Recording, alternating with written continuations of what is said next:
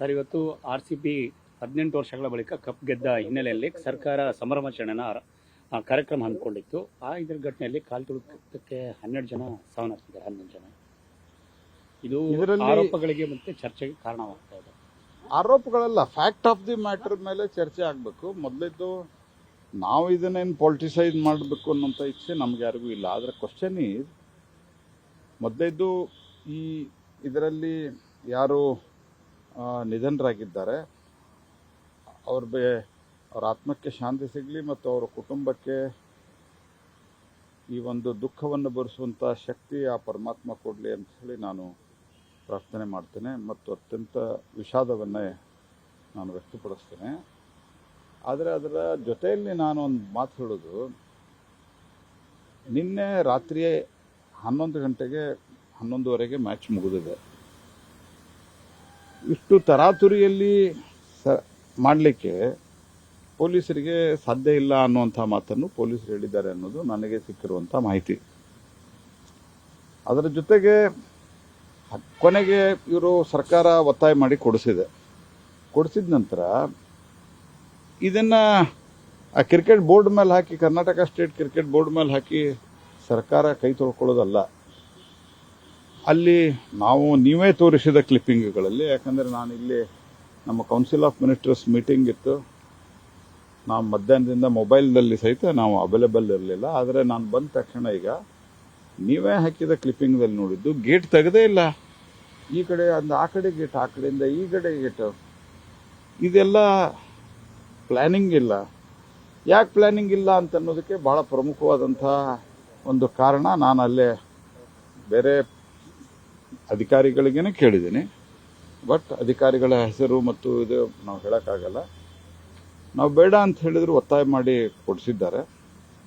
ಇದರ ಜೊತೆಯಲ್ಲಿ ಇನ್ನೊಂದಾಗಿರುವಂಥದ್ದು, ಅಲ್ಲಿನ ನಮ್ಮ ಅಧಿಕಾರಿಗಳು ಮತ್ತು ಆರ್ ಅಶೋಕ್ ಅವರು ಹೇಳಿದ್ದಾರೆ. ಮುಖ್ಯವಾಗಿ ಆರ್ ಅಶೋಕ್ ಅವರು, ನನಗೆ ಖಚಿತವಾದ ಮಾಹಿತಿ ಇದೆ, ಈ ರೀತಿಯಾಗಿ ಆಗಿದೆ ಅನ್ನುವಂಥ ಮಾತನ್ನು ಹೇಳಿದ್ದಾರೆ. ಹಾಗಾಗಿ ನಾ ಕೇಳೋದು, ನೀವು ಯಾವ ಆಧಾರದ ಮೇಲೆ ತಯಾರಿ ಇಲ್ಲದೆ ಕೊಟ್ರಿ? ಎರಡನೇದ್ದು, ನಿಮಗೆ ಅವರು ತಂಡ ಗೆದ್ದಿತ್ತು, ಓಕೆ, ಅಭಿಮಾನಿಗಳು ಅಭಿಮಾನದಿಂದ ಆಚರಿಸ್ತಾರೆ. ನೀವು ಹೋಗಿ ಅವ್ರನ್ನ ರಿಸೀವ್ ಮಾಡ್ಕೊಂಬರಕ್ಕೆ ಹೋಗೋದು, ನಿಮ್ಮ ಜೊತೆಗೆ 10,000-100,000 ಜನ ಪೊಲೀಸರು, ವಿಧಾನಸೌಧದ ಮುಂದೆ ನೀವು, ನಿಮ್ಮ ಮಕ್ಕಳು, ನಿಮ್ಮ ಮೊಮ್ಮಕ್ಕಳು, ಅಂದರೆ ಮಂತ್ರಿಗಳು, ಮುಖ್ಯಮಂತ್ರಿಗಳು, ಅವರು ಅಧಿಕಾರಿಗಳು, ಅವ್ರ ಮಕ್ಕಳು, ಅವ್ರ ಮೊಮ್ಮಕ್ಕಳು, ಏನ್ರಿ ಇದು? ಲಕ್ಷಾಂತರ ಜನ ಸೇರಿದ್ದಾರೆ. ಮೊದಲು ಅದ್ರ ಬಗ್ಗೆ ಗಮನ ಕೊಡಬೇಕು ಅನ್ನೋದು ಬೇಡ ನಿಮಗೆ? 3:35ಕ್ಕೆ ಡೆತ್ ಆಗಿದೆ. ಫಸ್ಟ್ 3 ಡೆತ್ ಆಗಿದ್ದು. ವಿಧಾನಸೌಧದ ಮುಂದೆ ನೀವು ಸೆಲೆಬ್ರೇಷನ್ ಮಾಡ್ತೀರಿ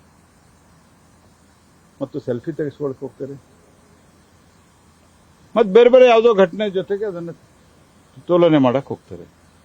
ಕರ್ನಾಟಕದಲ್ಲಿ ಆದಂಥ ಘಟನೆಯನ್ನು ನೀವು ಮೊದಲು ಅದಕ್ಕೆ ಉತ್ತರ ಕೊಡ್ರಿ.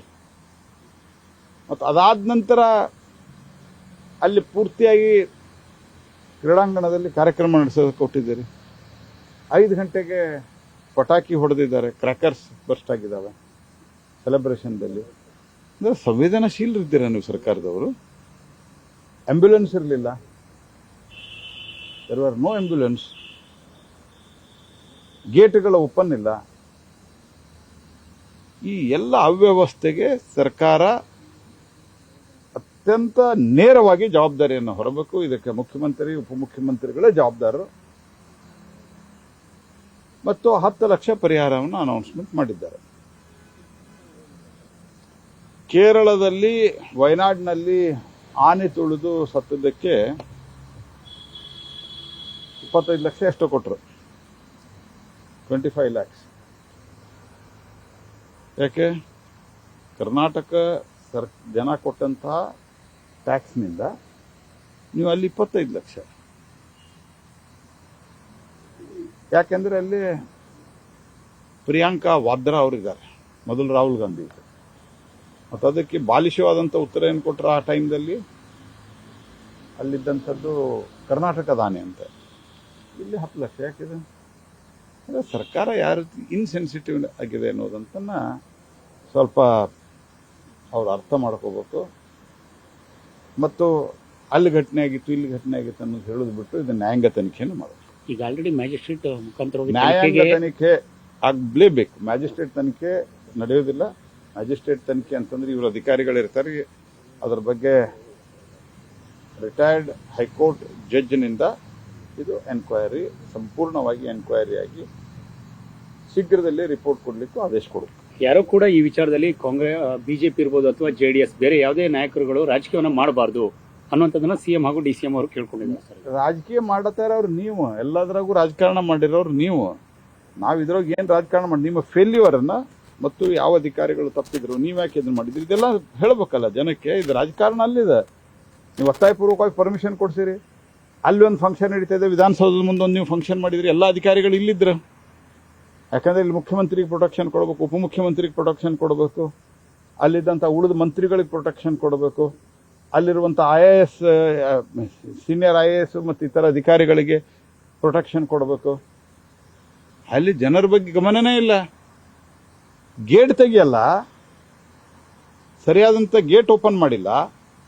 ಆದರೆ ಇಲ್ಲಿ ಬಂದು ನೀವು ನಿಮ್ಮ ಹುಳುಕು ಮುಚ್ಕೊಳ್ಳೋಕೆ ನಮಗೆ ಅಡ್ವೈಸ್ ಕೊಡಬೇಡ್ರಿ, ನಾವೇ ನ್ಯಾಯಾಂಗ ತನಿಖೆ ಆಗಬೇಕು, ನಿಮ್ಗೆ ತಪ್ಪಿದೆ ಅಂತ ಅಷ್ಟೇ ಹೇಳಿದೆವು ನಾವು. ತರಾತುರಿಯಲ್ಲಿ ಕಾರ್ಯಕ್ರಮವನ್ನು ಆಯೋಜನೆ ಮಾಡಿದ್ದು, ಮತ್ತೊಂದು ಕಡೆಗೆ ಸರಿಯಾದ ನಿಟ್ಟಿನಲ್ಲಿ ವ್ಯವಸ್ಥೆಗಳನ್ನು ಅಭಿಮಾನಿಗಳಿಗೆ ಮಾಡದೇ ಇರೋದು ಪ್ರಮುಖ ಫೇಲ್ಯೂರ್. ಯಾವುದೂ ರೀತಿಯಾದಂಥ ವ್ಯವಸ್ಥೆನೂ ಇಲ್ಲ. ಮತ್ತು ಇವರು ಅದರಲ್ಲಿ ತಮ್ಮ ಬೇಳೆಯನ್ನು ಬೆಳೆಸಿಕೊಳ್ಳಿಕ್ಕೆ ಅವ್ರ ಜೊತೆ ಫೋಟೋ ನಾವೇ ಅಂದರೆ ಇವರೇ ಗೆಲ್ಲಿಸಿದಂಗೆ ಒಂದು ಪೋಸ್ ಕೊಡೋಕೆ ಹೋಗಿ ಕಾರ್ಯಕ್ರಮ ಈ ದುರ್ಘಟನೆ ಆಗಿರೋದು. Thank you. ನ್ಯೂಸ್ ಫಸ್ಟ್ ನಿರ್ಭೀತಿಯಿಂದ ನಿಮ್ಮ ಪರವಾಗಿ.